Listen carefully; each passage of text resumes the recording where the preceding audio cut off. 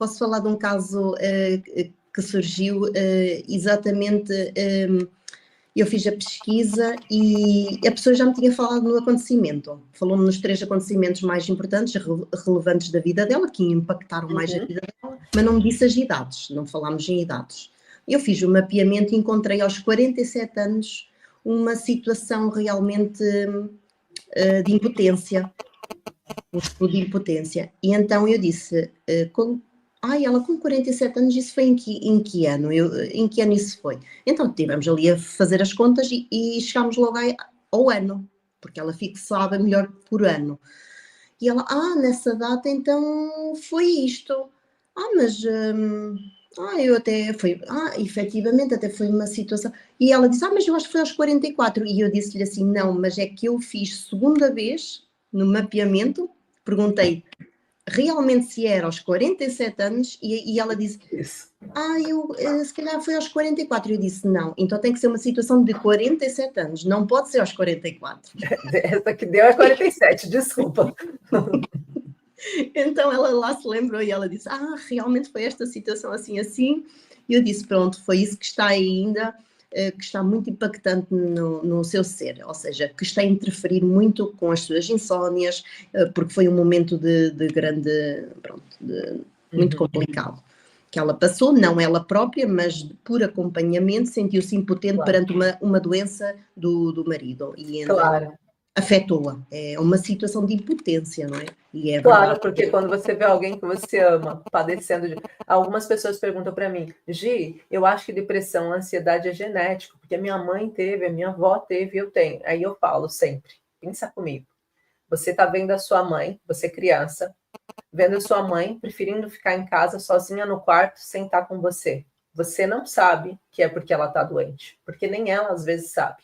Aí você imagina, você está crescendo e vendo a sua mãe saindo cada vez menos de casa, não vai em férias, não participa das coisas, as pessoas chamam, ela não aparece, ela vai deitar, ela dorme, toma medicação. O quão você se sente feliz de ver sua mãe assim? Zero. Você começa a sentir que talvez o problema possa ser você. O segundo pensamento é, eu não sei o que se passa, porque que minha mãe não tem vontade nem alegria de vida. Você começa a ter que justificar o fato da sua mãe estar assim e ser ausente.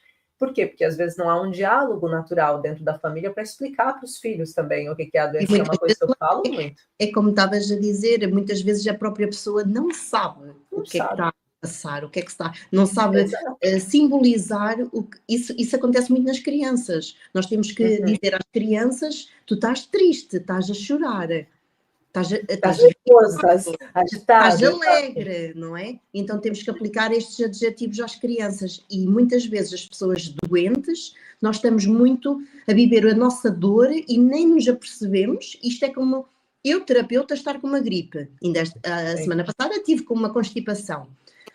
E nós parece que deixamos de raciocinar, temos uma grande dificuldade de raciocínio quando estamos com dor, quando estamos com alguns sintomas. E então, quando é visto de fora, lá está, os médicos não se podem automedicar por causa disso mesmo, porque não veem, não identificam todas as circunstâncias que estão a passar. Que estão acontecendo, exato. E aí a gente precisa desse olhar integrativo, olhar de fora para conseguir perceber. Isso mesmo. Então, nesse caso, por exemplo, que eu estava terminando essa questão da pessoa, às vezes a pessoa pensa que é porque é genético, e não é, é porque é ecológico. Bruce Lipton defende isso, né, na epigenética. Ele diz, se você convive com uma pessoa que só fala coisas negativas, você vai ter tendência a replicar coisas negativas. Se você convive com pessoas que sempre pensam no lado bom, você vai ter tendência a olhar para as coisas do lado bom. Então, você é aquilo que o seu ambiente está. Então, se a criança está vendo que o padrão na minha casa é falar baixinho, é não incomodar. Eu tive uma paciente nossa que, inclusive, o tratamento dela foi muito por conta disso. Ela não conseguia falar direito. Ela estava entrando num processo de mutismo seletivo, que é um tipo de ansiedade, né? E ela estava entrando em mutismo seletivo, por quê? Porque ela foi acostumada a vida toda a não poder expressar sua voz. Por quê? Porque o pai trabalhava de madrugada, dormia de dia. Então, ela chegava, a mãe falava, shh, teu pai está dormindo. E ela aprendeu a silenciar, silenciar, silenciar, silenciar. Filha única, com 16 anos, foi me procurar porque não conseguia falar, não conseguia dialogar com os colegas. Como que você vai conseguir dialogar se você teve a sua voz omitida por questões tais que não importam agora, né? Mas por outras questões, você teve sempre a omissão da sua voz, a altura da sua voz incomodava, você criou no seu subconsciente que a altura da sua voz incomoda. Então, você não consegue se impor, você não consegue falar alto, você não consegue se expressar com segurança, porque você não soube fazer. Então, o lugar onde a gente está sempre impacta mais do que todo o resto do que a gente vive geneticamente, porque a genética ela pode sim ser alterada, mas biologicamente é mais fácil do que quando você convive com aquele ambiente, né? Por isso que o Tarzan virou macaco, né? Mesmo tendo nascido biologicamente um homem, ele se adaptou. Bem, Marisa, continuemos, porque senão eu vou entrar em outro campo. Marisa, eu queria saber, eu tenho o prazer de dizer que conheci Marisa e consegui ter um abraço dessa pessoa linda aqui que está na nossa frente e tem uma energia incrível agora no nosso encontro, né, presencial. Como foi também? Fala um pouquinho para mim, como foi para você ter participado, o que você sentiu que ajudou você, clareou você e que mudou a partir dali daquele evento também, você como terapeuta biomicrohertz, estando junto dos terapeutas assim, não só em salas de Zooms e tudo, mas estando também presencialmente. Foi um enriquecimento pessoal e profissional muito grande. Queríamos 2, 3 dias juntos. Também queria. Foi como eu disse, a primeira imersão é um dia, a segunda imersão é 2 dias. Vamos indo, né? O último é um cruzeiro. E então eu acho que é muito bom porque as nossas inseguranças são as inseguranças dos outros.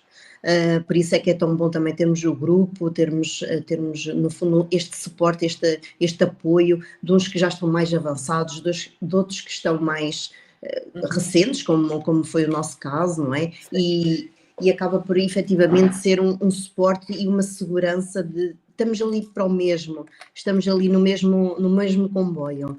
E no fundo a parte prática é muito esclarecedora, acaba por tudo se compor, todas as pecinhas se comporem e fazer o puzzle para realmente para a prática, não é? Uhum. As bases nós já tínhamos ouvido, mas depois é completar aqui o puzzle e tirarmos as dúvidas, que é muito importante. Obrigada, Marisa. Obrigada por saber que valeu a pena. Marisa, eu queria perguntar o que você acha dos materiais que tem, que são para além da formação, né? A gente, dentro da formação, apesar da gente ter esse foco, eu sempre falo para todos os terapeutas, estou falando isso para vocês também que estão assistindo, lembrar disso, né? Que dentro da formação, para mim, é muito importante não ter só ferramentas que sejam assim, direcionadas para a formação em si e que sejam direcionadas só para você entender toda a base emocional da ansiedade e depressão, entender como trabalha com a mente consciente, com a subconsciente, quais são as mudanças de hábitos fitoterápicos, suplementos, o que é indicado para aquele paciente, microbiota intestinal. Isso é algo que realmente capacita vocês a irem muito mais longe do que centenas de profissionais que tem aí que se dizem especialistas, né, em alguma coisa.